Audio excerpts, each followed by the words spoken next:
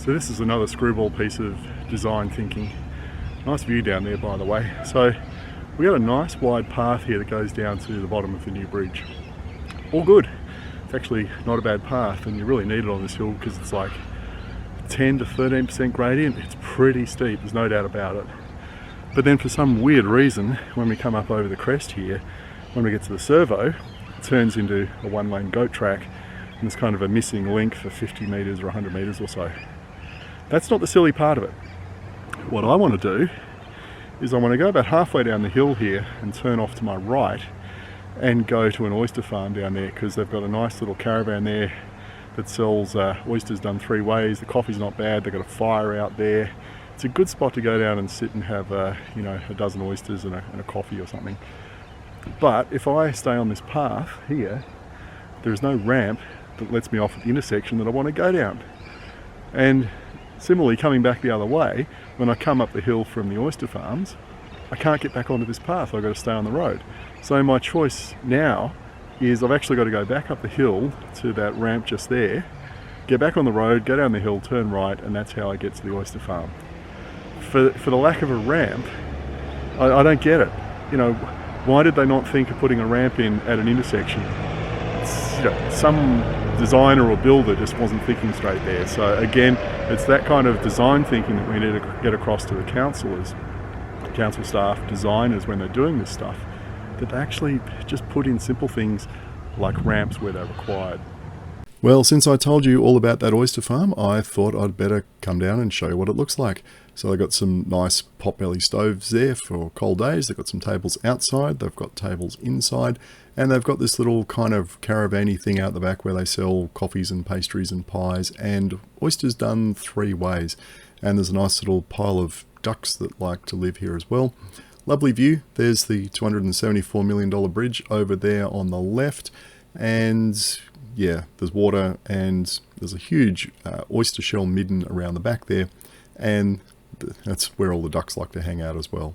So I don't know, do you feed them oysters? Do you feed them bread? Do you just leave them alone? They always like to seem to stay there having a bit of a snooze. So there's the menu. Yeah, oysters done three ways. I think I had crispy shallot, sesame, and something else. There you go. A bit of an unusual thing to have on a ride, not your usual, bacon and egg roll or pie with a coffee. It was rather different. Anyway, there's the bridge. Here's one of the new sections of path. As you can see, it's part of the $274 million. There's a lot of road works around the base of the path. They've done all sorts of beautifications with gardens and playgrounds and all sorts of stuff. On the other side of the Princes Highway, I've gone across the horrible non-pedestrian friendly intersection, and there's more path. And here's the goat track I was talking about. For some reason, they only just built a short section of beautiful new path and then stopped. And there's this missing link here. Now, at the top of the hill, it turns back into nice wide path as we saw at the start of the video. And I'm a little bit surprised why they couldn't replace this path with a modern, properly wide, meet specifications, blah, blah, blah, bit of path, unless there's some property issues or I don't know. But anyway, what I really needed to do was hop off the path there at that driveway ramp and go down the hill on the road.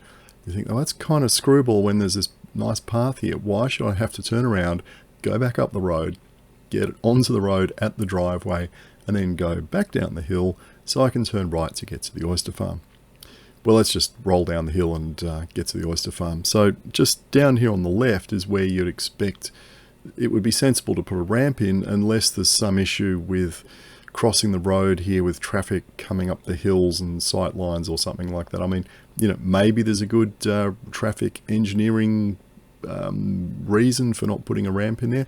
I certainly can't see one. I mean, you got a tourist destination down the end here. It's something that's easy to ride down to on a bike. In fact, riding down here on a bike is really a good idea because there's not a heck of a lot of parking down here. And when it's popular, there ain't no parking to be had down this way. So I've seen people turn around disappointed and drive away because they couldn't park, or they couldn't park close enough, and of course their legs can't carry them more than about 20 meters.